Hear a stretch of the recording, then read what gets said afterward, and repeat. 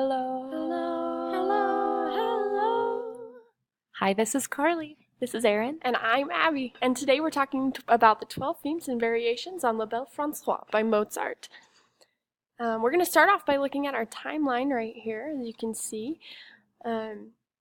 We have each of our 12 variations right here, which are numbered in Roman numerals on the top. But first we're going to talk about our main opening theme, which each of these sections are rounded binary. And you can see that in theme 1 by our A section. It starts in E flat major, and then we move to our dominant key, which is B flat major. And then it comes back for a little bit of a rounded binary type feel with the E flat coming in at the end of that B section. And each of our variations has the same type of feel. Each variation is 12 measures.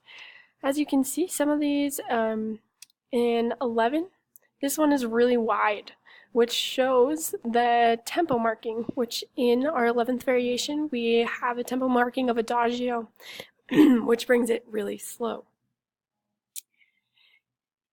In our 9th variation right here, we go into a minor key. In our A section, we're in E flat minor, which then the B section starts in B flat minor and then moves back to E flat minor. So we have that minor feel, which is a little bit of a variation for that 9th section. Then we go to our 12th variation, which then gets a little faster. We go into presto. And then at the very end of all of this, we get back to our theme 1, which is almost an exact copy of our original theme, which kind of gives it a little bookend type of feel. And now Carly's going to talk about our cookie diagram. Hi, everybody. So here's our cookie diagram. We used the same shape of cookies for Valentine's Day, some heart cookies. We use the same shape to represent that there is a similar form in all of the variations that you'll hear throughout this piece. We did forget one cookie, so don't mind that. But beside that, you should understand it all. We have this first part. Each of the sprinkles represents the A section in each of these. The different colors of the B sections, they get darker throughout just to show variation. And each B section is different, but it does have the same amount of measures, does have the same amount of things that you would expect it to have. The A section does return back a little bit, but it's not ternary form, it is binary form. It's just a little sprinkle of A section in there at the end of each one. And you'll notice at the very end that it does come back just a half a cookie, just because it's a shorter version of theme 1 coming back in the beginning. And that is our cookie diagram. And now I'm going to hand it over to Erin to talk about the score. Hey guys, so here is the score of our theme and variations, and we're going to discuss the differences between each variation. So our first theme, our main theme, is this whole section. Our first theme is these first 4 measures that repeats, and then we move into our B section in B flat major for 4 measures, where we move back to E flat major for the return of our main theme, the sprinkles that we saw in our cookies. So in variation 1, we can see the left hand stays fairly similar, pretty much the same, and the right hand, the melody, has rhythmic variation. And the harmonic structure of this piece is fairly consistent in moving between 1s and 5s.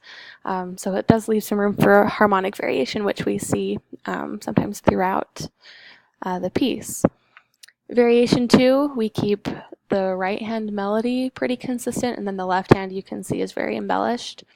And then in the B section of that second variation, it flips. The left hand stays pretty consistent, and the right hand takes over that pattern that we saw in the A section.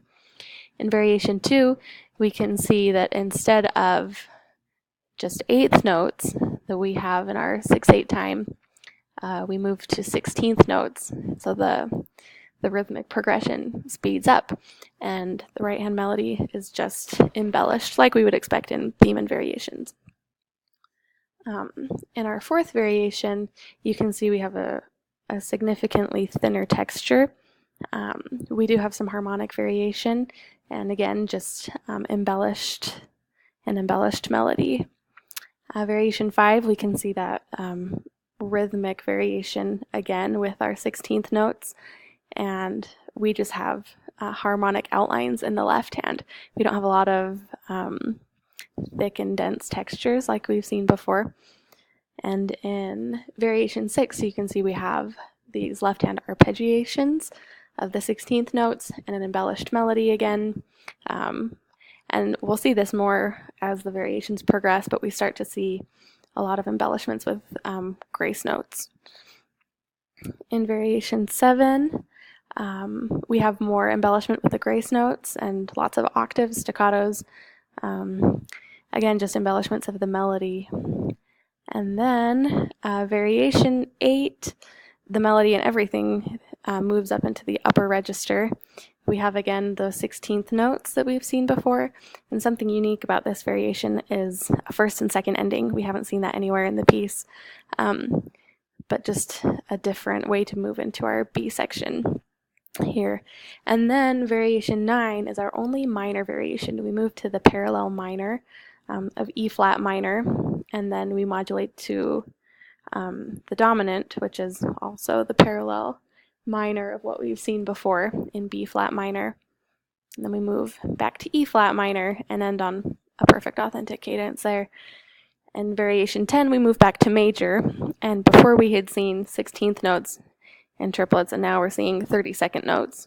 Still 3 beats per measure, but we're just seeing like this increase of rhythmic activity. In variation 11, we see that it's marked adagio. This is the only place that we see a variation in the tempo markings. Until now, it's been pretty consistent, but like we saw in the audio timeliner, it's significantly longer just because, it takes longer to play everything. We return back to that kind of simple left-hand accompaniment, and we see rhythms that we saw in the first variation. But again, we're starting to see a lot of embellishment with trills and grace notes and chromaticism too in these variations. And then our last variation, variation 12, comes back to presto, and our time signature is changed from 6/8 to 2/4. So it's still a duple meter, but it goes from compound to simple. And we can see all of this variation on the melody. And then at the end of this variation, we come back to tempo primo, our first tempo, back to 6/8, back to our main theme. The only difference is that we don't see that repeat sign after the 4 measures, and it ends exactly the same. So we're going back to Carly now. We hope you enjoyed your presentation today on our variation and theme of La Belle Francoise. And have a good day.